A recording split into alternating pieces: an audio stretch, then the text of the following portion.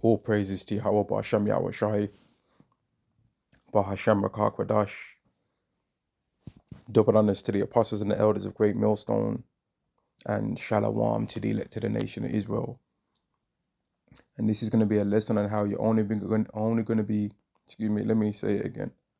This is going to be a lesson on how you're only going to be gathered in the day of the Lord if you are an Israelite of the elect, right? So an Israelite means you're chosen in the first place. That's what being an Israelite means in the first place, right? And then being of the elect means you're the chosen within the chosen, right? Just like how, let's say, for example, somebody wanted to hire, in fact, with architecture, right? With architecture, there's a thing called to be a chartered architect, right? Which would be an architect that's gone through different things to become accredited and to show that they are of a higher level, right? There's a thing called chartered surveyors, and it's a certain list of surveyors that's chartered. And I believe that they've got the same thing as well with physiotherapists as well. And they might have it with sports therapists too, right? Now, just sticking with the architecture thing, let's say somebody was trying to hire an architect, right? If you're a plumber, you ain't getting hired, right? You ain't getting hired, you ain't needed. And then if someone's looking for the best of the best architects, they're going to pick one of the ones that's chartered, right? Same thing with the day of the Lord and the salvation. If you're not an Israelite, you're not even in the running of whether you're going to even had a chance to receive salvation anyway. Why? Because you're not of the seed of the promise. Now, let's go to this. This is the first scripture I'm going to bring out in this lesson. Romans chapter 4 and verse 16. Therefore it is of faith that it might be by grace. So it's all about selection. Faith is something that God decides whether you have it or not. Grace also is something that God decides if you have it or not. You don't decide your own faith. You don't decide that. Because if you could decide your own faith, we'd all have the maximum faith that causes us to keep all the laws right now, like how Yahweh Shai did. But did we keep all the laws, and are we keeping all the laws right now? No, we're not. And if anybody out there says that they're a damn liar. And you don't want to go in the way of a particular man that was saying that he was keeping all the laws, always questioning people, or which one of the laws am I breaking? And then when you find out which laws he was breaking, it's absolutely outrageous some of the things that he was doing. Right? Absolutely outrageous, man.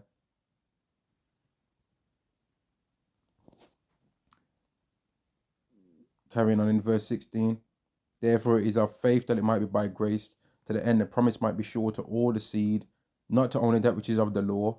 So it's not just about being able to keep the law if you're of the seed, but to that also which is of the faith of Abraham. And that's the main thing that it's about. Who is the father of us all? Now, Abraham is the father of us all when you're referring to Israelites. But even if we go and stretch it out a bit further,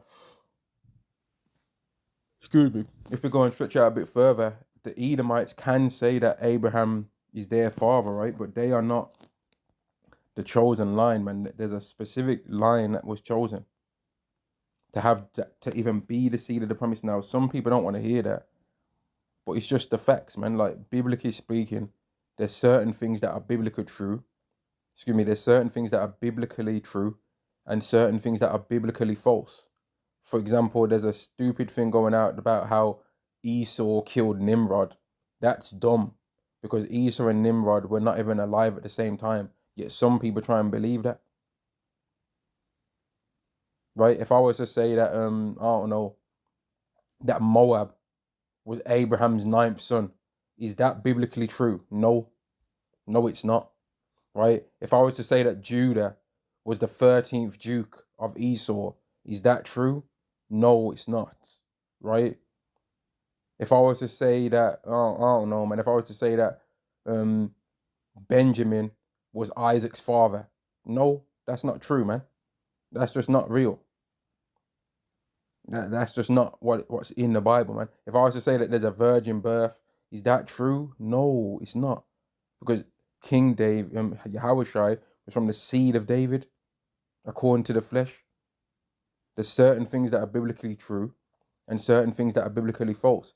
Abraham being the father of everybody is not something that is biblically true. He's not the forefather of every nation on this earth. Abraham came from the line of Shem. Does everybody in this earth come from the line of Shem according to the Bible? No. That is a statement that is biblically false, right? Does everybody come from Ham according to the Bible? No. That's a statement that would be a statement that's biblically false. Does everybody come from Japheth according to the Bible? No. That would also be a statement that's biblically false. Is Abraham the father of every nation? And going back to that again, no, that's just not true. Right? Psalm 105 and verse 6, O ye seed of Abraham, his servant, ye children of Jacob, his chosen, he's Yahweh our power, his judgments are in all the earth. He hath remembered his covenant forever, the word which he commanded to 1,000 generations, which covenant he made with Abraham, and his oath unto Isaac, and confirmed the same unto Jacob for a law, and to Israel for an everlasting covenant. So if it's an everlasting covenant to Israel, the reason for other people expecting that they're going to be a part of it is absolutely ridiculous, man.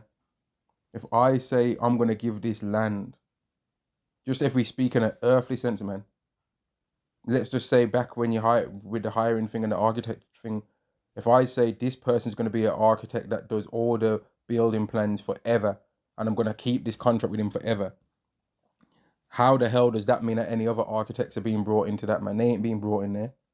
What the hell? It doesn't matter what they design. They ain't in it, man. If you hire a football player for a football team and you give him an everlasting contract, nobody else is going to get that contract for that particular role in that team because it's an everlasting contract, man. And what these people don't understand is that when it says an everlasting covenant with the children of Israel, it means that. Because instead of the children of Israel being taken out of the covenant and the covenant being given unto different people, even though the fault with the first covenant was them, Yahweh has decided to change the children of Israel instead so that they can keep the laws perfectly. Don't believe me? Just watch and I'm going to show you right now. Right? Now, you have to excuse me because I ain't read this one for a while. I went to Ezekiel 36, but I actually think it's Ezekiel 27. Right? And I'll go to it right now. Okay, maybe it's Ezekiel 26 then. I ain't read this one for a while, man.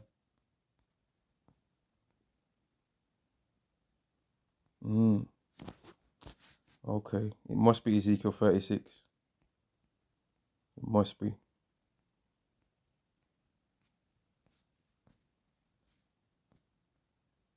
Yeah. You see Ezekiel 36 and verse 26. A new heart also will I give you, and a new spirit will I put within you, and I will take away the stony heart out of your flesh, which is what made the Israelites go against the laws, right? Even now, as an Israelite, that we want to do the right thing all the time, your mind will be telling you, don't do the right thing, fucking do something else. And you have to actively think to not do the wicked thing.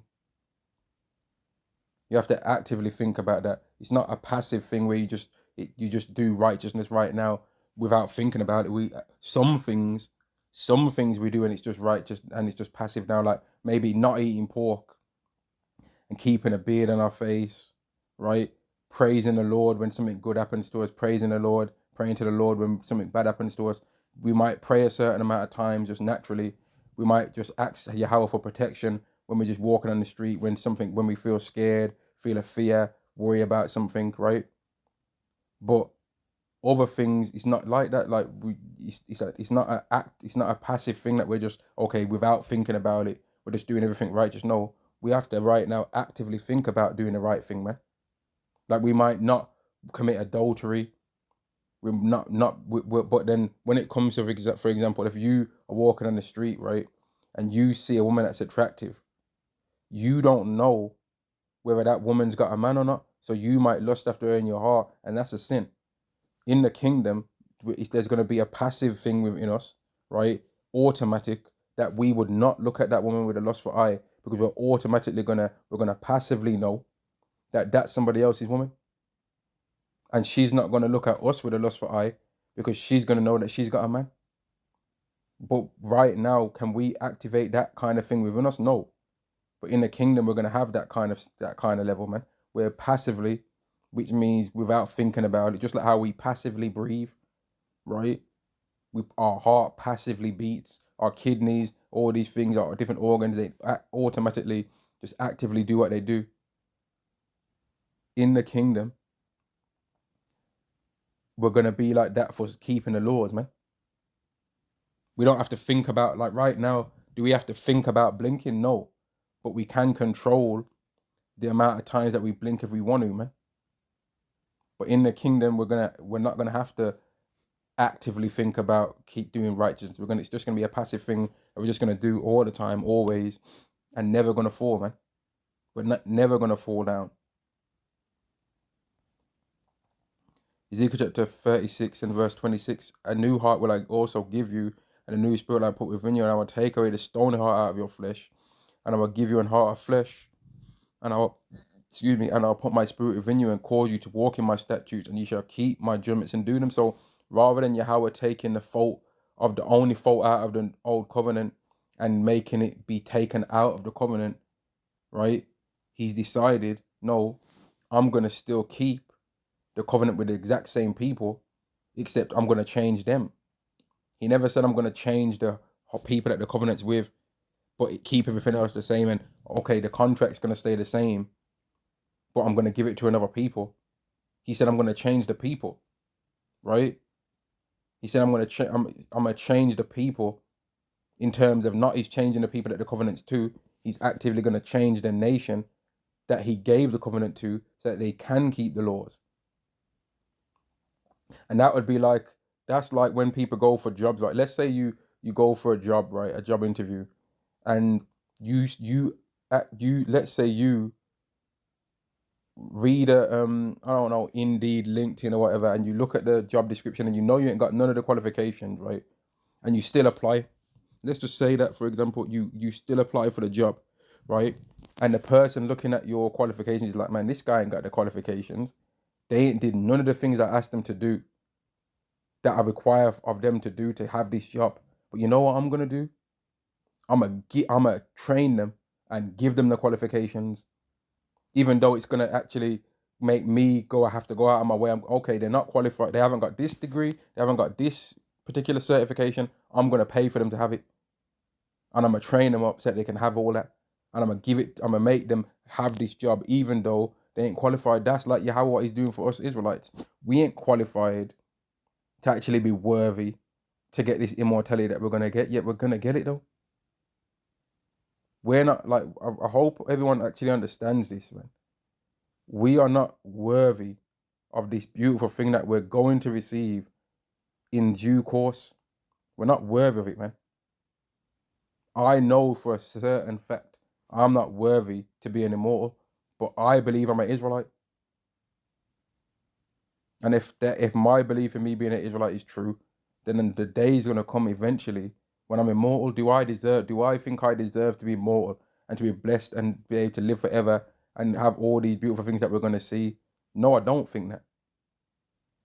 But Yahweh has decided that he's going to give that to the Israelites, whether we like it or not, because he's concluded that all of us are unworthy, right? So that he can have mercy upon all. Now, if you was of another nation and you heard this, is that unfair? Yeah, it is.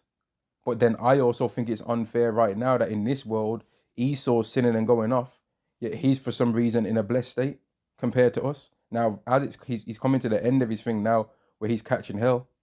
But prior to that, he was having a fun time, man. He was having a whale of a time before now. And now all of a sudden, now that he's starting to catch hell, now he's starting to somewhat, oh, yeah, it's about this and nah. Because when you was winning, you didn't see it from our perspective, man. And they don't see it from our perspective now. They want to just cry about what they're going through, right? But then they still don't want to think about it from our side. Because we've been catching hell.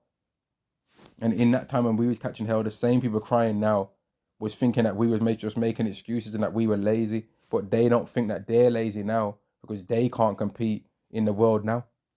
So when back when we according to how the world viewed it anyway, couldn't compete with how things was going on, right?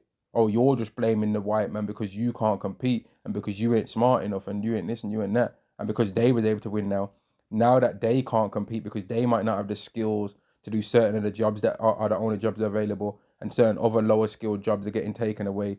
Now they don't think that they can't compete. They think, oh, the system's unfair and it's taking my portion away unfairly.